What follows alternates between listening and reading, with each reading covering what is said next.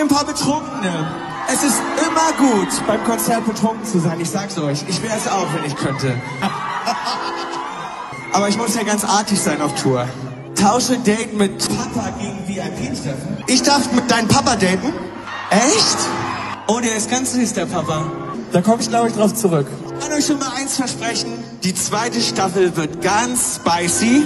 Gut, wisst ihr was? Ich mache mir immer Sorgen um euren Alkoholpegel. Ihr müsst ja hydrated bleiben, wisst ihr?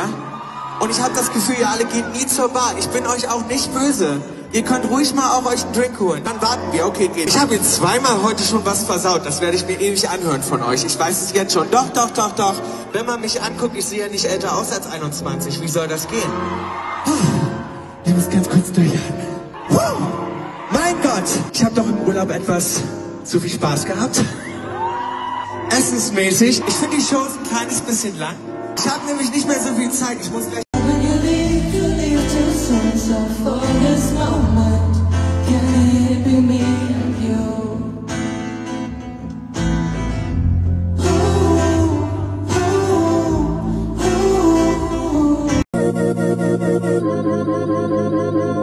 Forgive me.